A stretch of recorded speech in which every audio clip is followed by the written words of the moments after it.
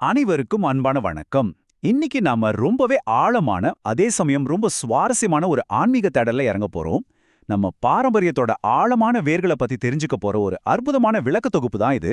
கண்டிப்பா உங்க எல்லாரையும் சிந்திக்க வைக்கிற பல வரலாற்று நிகழ்வுகளையும் தத்துவங்களையும் நாம இன்னைக்கு பார்க்க போறோம். சரி, வாங்க உள்ள போலாம். ஆன்மீக அறிவு மற்றும் ஞானத்தின் டிஜிட்டல் களஞ்சியமான கியான் கோஷ் பகுபாஷிக்கு உங்களை வரவேற்கிறோம். தெய்வத்தின் குரல் பற்றிய நமது தொடரை நாம் தொடர்ந்து வழங்கி வருகிறோம். தெய்வத்தின் குரல் நூலின் ஒவ்வொரு அத்தியாயத்தையும் தினமும் காணொளிகளாக உங்களிடம் கொண்டு சேர்ப்பதே எங்களின் முயற்சியாகும். இந்த அற்புதமான அறிவு களஞ்சியத்தின் ஆணிவேராக, அதாவது இதோட முழு சிற்பியாக திகழ்பவர் காஞ்சி மகாபெரிவா அவர்கள். அவருடைய அரிய சொற்பொழிவுகள், உபதேசங்கள், அப்புறம் ஆழமான சிந்தனைகளோட தொகுப்பு தான் இந்த 7 தொகுதிகளா வெளிவந்திருக்கிற தெய்வத்தின் குரல் அப்படிங்கிற மகத்தான நூல். அவருடைய கூர்மையான பார்வையில வெளிவந்த பல உண்மைகளை தான் நாம இன்னைக்கு ரொம்ப தெளிவா பார்க்க போறோம்.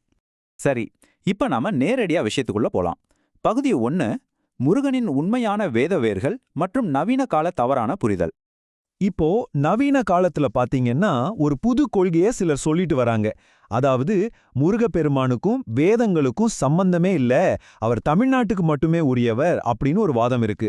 ஆனா நம்ம பூர்வீகர்கள் மேல இந்த மாதிரி புது கருத்துக்களை திணிக்கிறது சரியில்லை அப்படின்னு மகாபெரியவா ரொம்ப தெளிவா விளக்குறார். இதுல இருக்கிற முரண்பாடு உங்களுக்கே புரியும்.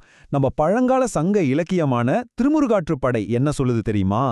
திருப்பரங்குன்றத்துல வீற்றிருக்கிற முருகப்பெருமான யாகம் செய்யும் வேதியர்கள் தொழும் தெய்வம் அப்படின்னு ஆணித்தரமா சொல்லுதுங்க. அப்போ வேதங்களுக்கும் முருகனுக்கும் தொடர்பே இல்லைன்னு சொல்ற வாதங்கள் நம்ம சொந்த பழங்கால இலக்கியங்களாலேயே எப்படி மறுக்கப்படுதுன்னு பாத்தீங்களா? அடுத்து பகுதி 2, சத்திய சோதனைகள், அனல்வாதம் மற்றும் புனல்வாதம்.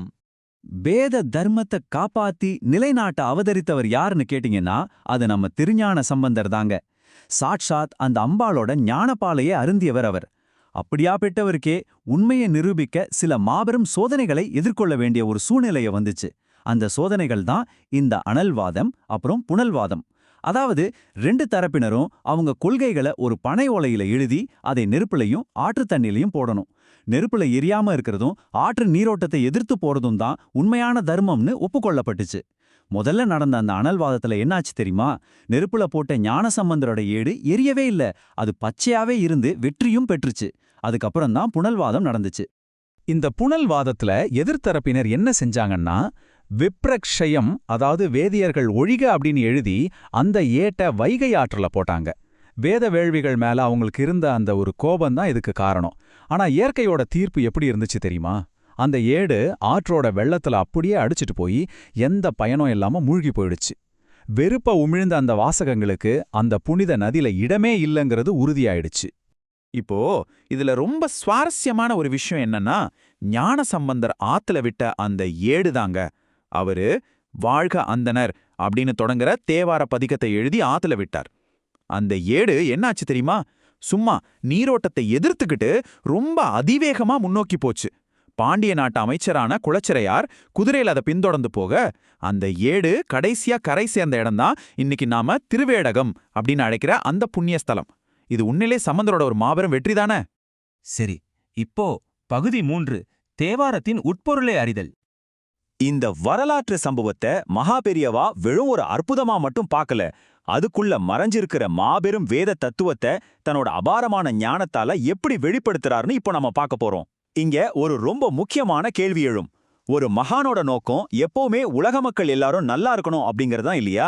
அப்படி இருக்கும்போது அவர் ஏன் வாழ்க அந்தனர்னு ஒரு குறிப்பிட்ட பிரிவினரை மட்டும் முதல்ல வாழ்த்தணும்? இது பாரபட்சம் இல்லையா? ஒரு மகானுக்கு இந்த மாதிரி குறுகிய எண்ணங்கள் இருக்குமோ? கண்டிப்பா இந்த கேள்வி உங்க மனசுலயும் இப்போ ஓடிட்டு இருக்கும் இல்லையா?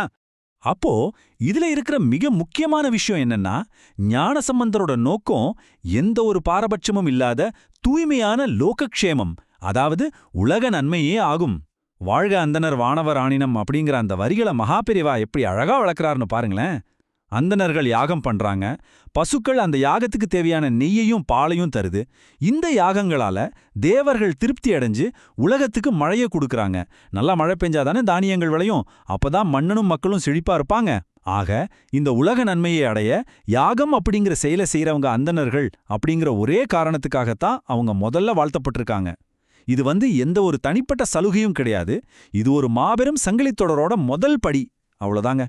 பகுதி 4, உலக அமைதிக்கான பாதை. அந்தணர்களும் சரி, பசுக்களும் சரி, தமக்காக இல்லாம ஒட்டுமொத்த உலக நன்மைக்காகவே தங்களுடைய கர்மாவை செய்றாங்க.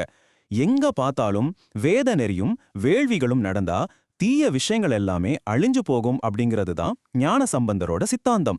இது மிகச் சிறப்பா எதை விளக்குதுன்னா வேத தர்மத்தோட அடிப்படை நோக்கத்தை தான். அந்த பாடலோட முடிவுல சம்பந்தர் வையகமும் துயிர்க்கேவே அப்படின்னு பாடுறார்.